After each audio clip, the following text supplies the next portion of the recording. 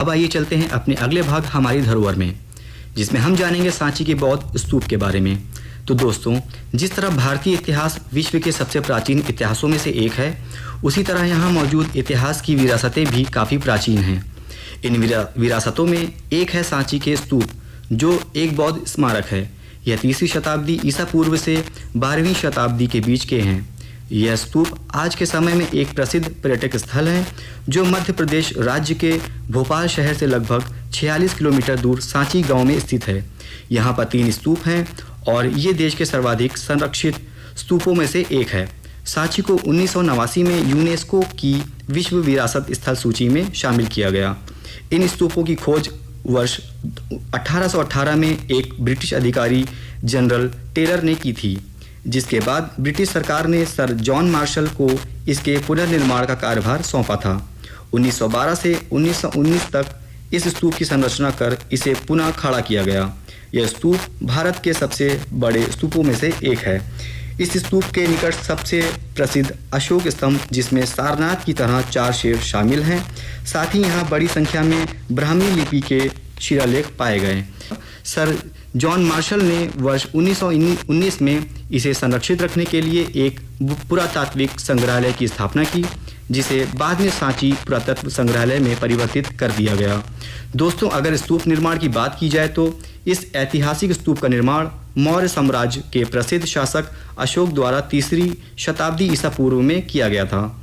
इसके केंद्र में एक अर्धगोलाकार ईंट निर्मित ढांचा था, जिसमें भगवान बुद्ध के कुछ अवशेष रखे थे।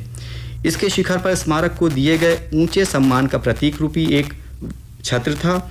इसका निर्माण कार्य सम्राट अशोक की पत्नी महादेवी शक्य कुमारी को सौंपा था, जो विदिशा के व्यापारी की ही बेटी थीं। सांची उनका जन्म स्थान और उनके व सम्राट अशोक के विवाह का स्थान भी था। यह प्रेम, शांति, विश्वास और साहस के प्रतीक हैं। इस स्तूप को पहले ईंटों से बनवाया गया था, जिसे शुंग काल के दौरान पत्थरों से ढक दिया गया। इस स्तूप में तोरण, द्वारों और कटघरों का निर्माण सातवाहन काल में किया गया था, जिन्हें सुंदर रंगों से रंगा गया। माना जाता है कि द्वार पर बनाई गई कलाकृतियां और द्वारों के आकार को सातवाहन राजा सातकर्णी ने ही निर्धारित किया था। इसकी ऊंचाई लगभग 16.4 मीटर व व्यास 36.5 मीटर है। दोस्तों, अब आप सोच रहे होंगे कि यह स्तूप है क्या, तो आपको बता दें कि स्तूप एक पवित्र बौद्ध स्थल होते हैं, जिसे चैत्य भी कहा जाता है। इसका उपयोग पवित्र बौद्ध अवशेषों को रखने के लिए किया जाता है और वहां पर भगवान गौतम बुद्ध की आराधना की जाती है। सांची के स्तूपों का निर्माण कई कालखंडों में हुआ, जिसे ईसा पूर्व 3री सदी से 12वीं सदी के मध्य माना जाता है। 483 ईसा पूर्व में जब गौतम बुद्ध ने देह त्याग किया, तो उनके शरीर के अवशेषों पर अधिकार के लिए उनके अनुयायी राजा आपस में लड़ने झगड़ने लगे। अंत में एक बौद्ध संत ने समझा बुझाकर उनके शरीर के अवशेषों के हिस्से को उनमें वितरित कर समाधान किया। इन्हें लेकर आरंभ में 8 स्तूपों का निर्माण हुआ और इस प्रकार गौतम बुद्ध के निर्माण के बाद बौद्ध धर्म का प्रचार प्रसार इन स्तूपों को प्रतीक मानकर होने लगा।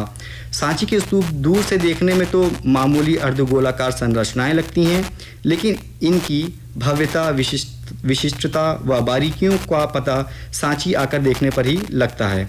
इसलिए देश दुनिया से बड़ी संख्या में बौद्ध मतावलंबी पर्यटक, शोधार्थी, अध्येता इस बेमिसाल संरचना को देखने आते हैं। दोस्तों, इस धरोहर के बारे में इतना जानने के बाद वहाँ घूमने का मन तो हो ही रहा होगा।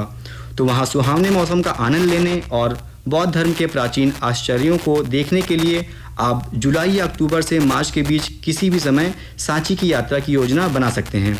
यदि आप नवंबर में यहाँ आते हैं तो चैत्य गिरी विहार उत्सव के भव्य उत्सव को देखना ना भूलें, जहाँ आप उत्सव के साथ एक गौतम बुद्ध के शिष्यों के अवशेषों का प्रदर्शन देख सकते हैं। सभी बजटों और ज़रूरतों को पूरा करने वाले आवास विकल्प भी बहुत सारे हैं। तो ये था आज की हमारी धरोहर में सांची के बौद्ध स्तूप के बारे में। चलते डाल लेते हैं एक नज़र कल के युवाणी कार्यक्रम पर। कल चर्चा रहेगी राष्ट्रीय स्वैच्छिक रक्तदान दिवस व अंतर्राष्ट्रीय वृद्धजन दिवस पर। एक ही फिल्म से में रहेगी अमर प्रेम फिल्म व साथ ही रहेगा ज्ञान विज्ञान। अब आइए इसके बाद सुनते हैं एक और प्यारा सा गीत फिल्म ड्रीम गर्ल से। साथियों, आपने ये गाना सुना फिल्म ड्रीम गर्ल से। अब इसी के साथ दीजिए इजाज़त अपने दोस्त दानिश को। फिर मुलाकात होगी किसी दिन इसी समय इसी युवाणी कार्यक्रम में। तब तक के लिए नमस्कार।